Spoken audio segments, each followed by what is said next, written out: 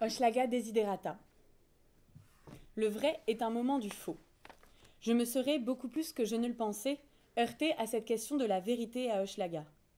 Heurté à cette peur de manquer potentiellement de respect à ce que j'ai vu, découvert. Oser un mot en écriture, oser une image, et aussitôt y faire des trous à la fourchette pour être sûr que l'air va passer. Le discours sur Hochelaga la pauvre lui pèse sous les yeux, et ce figement interpelle l'écriture. Alors j'ai cherché à débusquer mon regard à chaque coin de rue.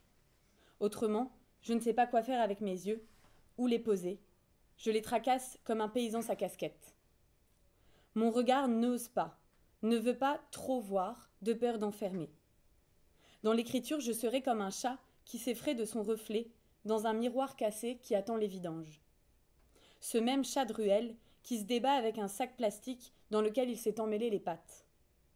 Ce sac, si on regarde bien à travers, nous permet de voir, comme depuis l'un de ces balcons, couvert de plastique pour l'hiver.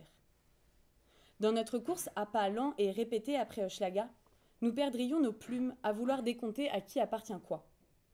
Toutes les feuilles, les paroles, les figures que nous avons ramassées à chaque semaine, que nous avons chippées in extremis à l'oubli, nous les avons soigneusement écrasées sous des dictionnaires, puis découpées pour en recomposer le réseau.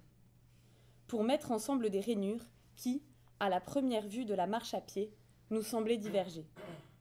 Ces fils nous invitent à les suivre, à les parcourir jusqu'au bout de leur invraisemblance, de leur rêverie. Ils nous invitent à entrer par ce que l'on nous présente comme faux. Nous tirons des fils, nous traçons des lignes. Épousant la courbe des trottoirs, nous grugeons l'ossature perpendiculaire des rues. Bien vite, c'est la ligne qui nous promène, étourdis par les murales, les carcasses de voitures, les tas qui peuplent les ruelles. Alors que nous croyons tenir la barre, c'est la piste d'une rue qui nous appelle. D'un souvenir qu'on prend dans la face ou d'une page de roman que nous nous découvrons en train de suivre. Nos pas amorcent une photo, enlacent des mots sur le carnet ou le noircissent sans arrêt au feutre. Un feutre, épais d'un côté, mince de l'autre, qui poursuit le trait de page en page comme on remonte une ficelle pour chercher au bout la pelote. Clac, clac, le bruit des bouchons. Les figures fantasques, retournées, oniriques qui en émergent, s'éloignent apparemment des néons des dépanneurs, des visages qui soupent à la pataterie le soir de la paye. Quoique. À bien y regarder, à bien plonger la tête dedans, par la tactique du plus grand détour, on attrape ce qu'on ne pensait plus attendre. À la recherche de ce que l'on ignore poursuivre, à la trouvaille de ce qu'on n'imaginait pas découvrir, t'attends les directions. Y compris, et surtout, celles des tout venants, ceux qui nous mettent les mots à la bouche.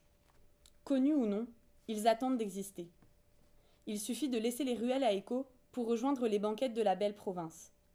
Car hanter Hochelaga, c'est sortir le poème de ses gonds pour le laisser porter la mémoire de ses vies indénombrables et fugitives. C'est écrire les situations qui ne seraient a priori pas dignes d'intérêt. Éclater leurs limites de contingence en s'enracinant dans ces moindres détails qui passent. Vous prendrez pas un petit réchaud avant de partir ? Dès que l'on met un pied dans ces lieux de parole à la cantonade, on est pris par la densité du réel, dans l'assourdissement des bruits.